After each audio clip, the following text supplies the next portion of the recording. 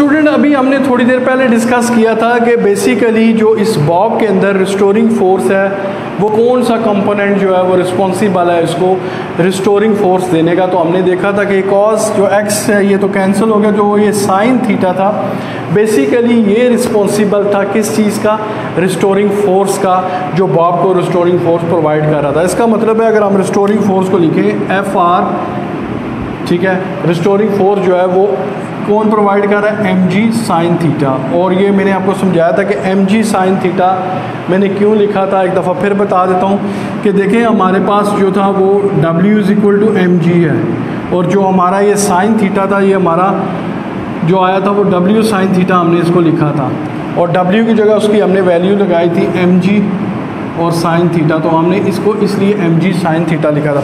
तो restoring force हमें पता है कि वो जो प्रोवाइड कर रहा है वो M G sine theta is responsible for providing restoring force to the bob. अगर हम इसको इक्वेशन की मदद से लिख लें, ठीक है, तो हम इसको लिख सकते हैं कि इसको रिस्टोरिंग फोर्स को F is equal to M G sine theta, और इसके साथ मैंने माइनस का साइन लगाया है। माइनस का साइन मैंने क्यों लगाया, शुरू में हमने जब डेफिनेशन को डिस्कस किया था कि जो डिस्प्लेसमेंट है और जो एक्सेलरेशन है वो दोनों की जो डायरेक्शन है वो ऑपोजिट है, यानी कि जो डिस्प्लेसमेंट की डायरेक्शन है और जो एक्सेलरेशन की डायरेक्शन है वो दोनों एक दूसरे के अपोजिट हैं। That's why we use minus sign. इसको हम इक्वेशन नंबर 1 कह देते हैं, ठीक है जी, इक्वेशन नंबर 1 कह देते हैं। दूसरी तरफ आए, हमें पता है कि F is equal to M A, जो फोर्स होती है वो किसका प्रोडक्ट है, मास एंड एक्सेलरेशन का।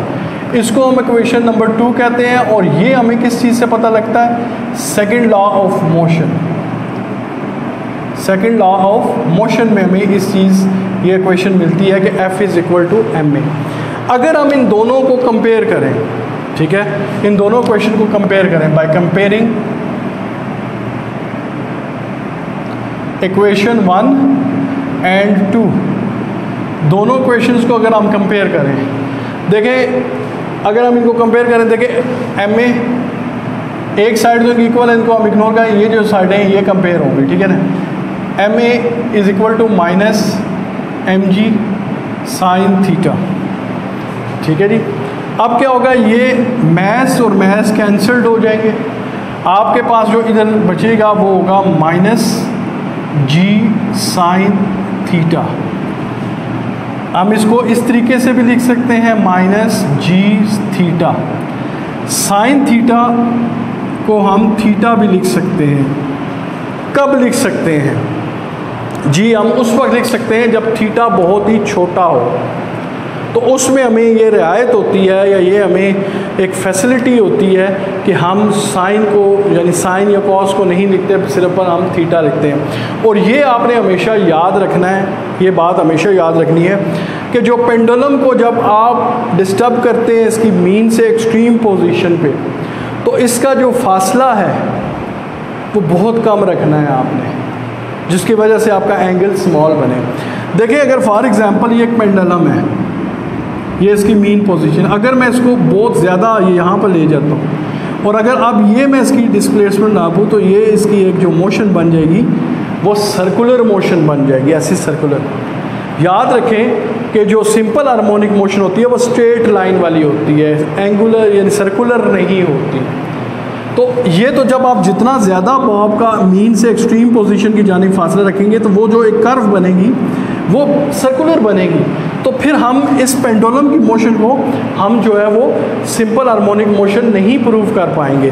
तो लिहाजा जो आपने ख्याल रखना है वो इस चीज़ का ख्याल रखना है जो इन दोनों के दरमियान एंगल बने, यानी ये देखिए अगर आपने यहाँ पर लिया है तो बहुत ही आपने कम जो है वो फासला रखा है, जिसकी वजह से ये जो होगा ये एक स्ट्रेट लाइन आएगी।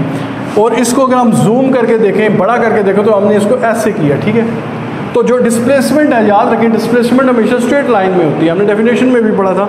तो लिहाजा ये जो एंगल इतना छोटा होता है तो उसमें हमें ये गुंजाइश मिल जाती है कि आप साइन थीटा की जगह सिर्फ थीटा भी लिख सकते हैं। तो इसकी वजह यह है कि हमने साइन को SIN साइन को क्यों उठा दिया लेटर्स को, क्योंकि हमें पता है कि एंगल बहुत छोटा है और इस एंगल छोटे होने की वजह से हम सिर्फ थीटा भी इसमें लिख सकते हैं।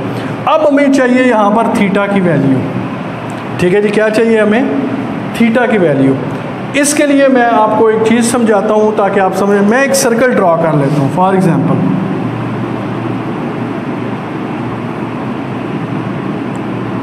ये हमारे पास एक सर्कल है, ये इसका रेडियस हम कह सकते हैं। आप इस जगह खड़े हैं, ठीक है, फॉर एग्जांपल आप इस जगह खड़े हैं और इसका हम रेडियस कह देते हैं। आप यहाँ से मूव करते हुए यहाँ पे आते हैं, ये फ़र्ज़ करें एक पॉइंट पे आप आ गए, ठीक है, और यहाँ इतना आपने इस पे फासला तय कर लिया, ठीक है जी, इतना फासला तय कर लिया। अब मैं ये सर्कल अगर यहाँ से मिटा दूँ, इस एंगल पे गौर करें, तो सेम अगर मैं इसको ऐसे कर दूँ तो ये तकरीबन वही चीज़ बन जाती है जो यहाँ पर हमने ड्रॉ की है, ये और ये, ठीक है जी, ये चीज़ बन जाती है। लेकिन हमने क्योंकि ये कर्व हुई है सर्कल में, तो ये बहुत छोटा एंगल है, लिहाजा क्योंकि हमने इसको जूम किया तो इसलिए हमें लग रहा है, तो हमारी जो डिस्प्लेसमेंट है वो स्ट्रेट ही होगी, ठीक है।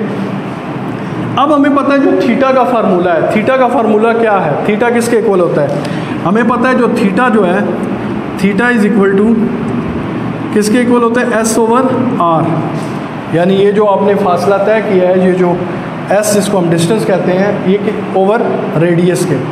अब अगर हम इसी चीज़ को अपने इस पेंडुलम में देखें तो ये जो चीज़ है, इसका मतलब है ये है ना लेंथ ऑफ आ, ये क्या चीज़ है, लेंथ ऑफ आ स्ट्रिंग।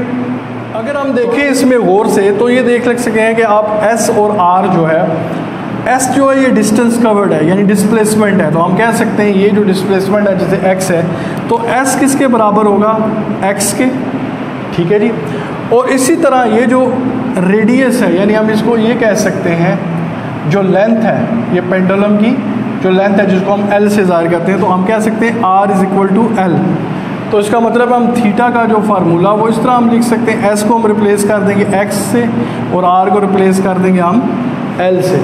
अगर हम इसमें पुट कर दें इसकी वैल्यू को थीटा की कि a is equal to minus g, और थीटा की जगह उसकी वैल्यू एक्स ओवर एल, ठीक है जी। अब अगर हम इसमें गौर करें, अब g जो है ये ग्रेविटेशनल कांस्टेंट है, इसकी वैल्यू भी कांस्टेंट है, ये कांस्टेंट है। इसी तरह l जो लेंथ ऑफ अ स्ट्रिंग है, ये भी क्या है, कांस्टेंट है, क्योंकि इसकी रस्सी की जो लेंथ है, आप पेंडुलम के साथ जो आप बांधे बॉब के साथ, इसकी रस्सी की आप लेंथ को घटा बढ़ा नहीं सकते। तो दोनों ये कांस्टेंट जब हम इसमें से निकाल लेंगे कि g ओवर जो l है, ये दोनों क्या हैं, ये कांस्टेंट है, क्या है ये कांस्टेंट। अगर हम इन दोनों कांस्टेंट को हटा दें तो अब क्या होगा, जब हम कांस्टेंट को हटाएंगे इक्वल का साइन ख़त्म हो जाएगा, प्रोपोर्शनैलिटी का साइन आ जाएगा, और क्या आ जाएगा, x और माइनस।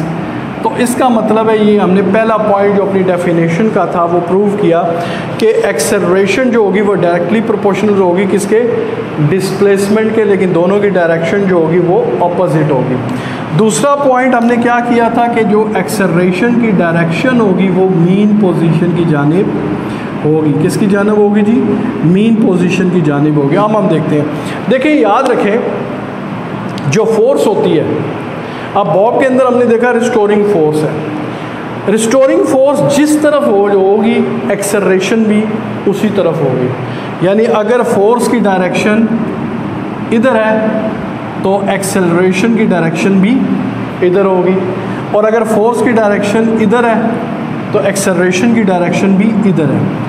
अगर आप देखें तो यहाँ ए पोजीशन पे जब बॉब हमारे पास आता है तो ये इसको रिस्टोरिंग फोर्स किस जानिब लेके जाती है, मीन पोजीशन, तो इसकी डायरेक्शन किस जानिब होती है, इधर होती है, ठीक है।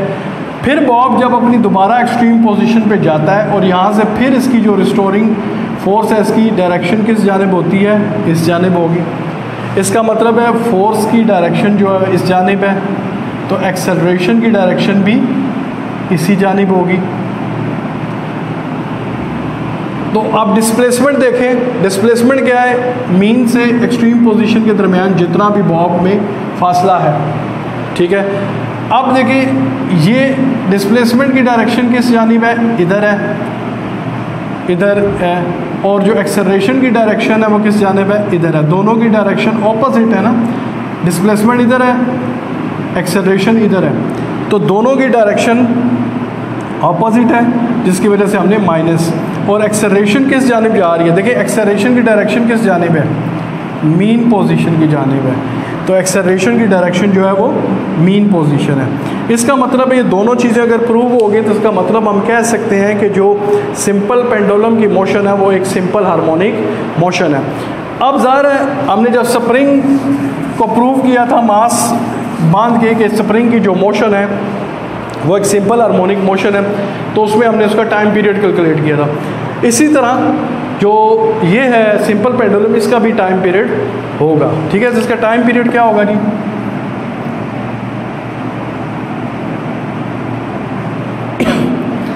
t इज इक्वल टू, इसका जो टाइम पीरियड होगा t is equal to 2 pi, ठीक है जी, under root L over G। तो this is the time period of simple pendulum.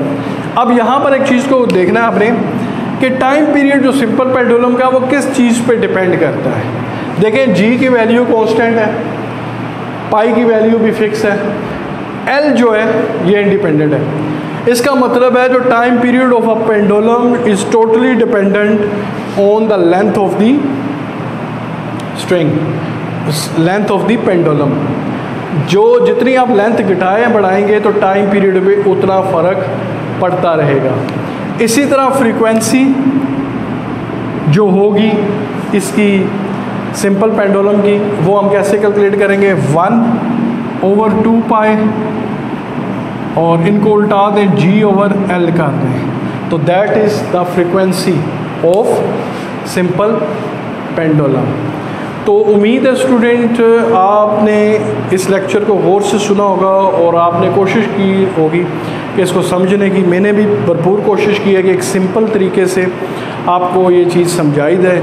अगर फिर भी आपको कोई चीज़ समझ नहीं आती तो प्लीज़ मुझे कमेंट्स में लाजमी लिखें ताकि मैं अगली वीडियो में ये कोशिश कर सकूं कि आपको ये चीज़ समझा सकूं। अगर कोई पॉइंट आपको कंफ्यूज कर रहा है तो उसको समझा सकूं। तो अगली वीडियो तक के लिए इजाज़त दीजिएगा जी, अल्लाह हाफिज़।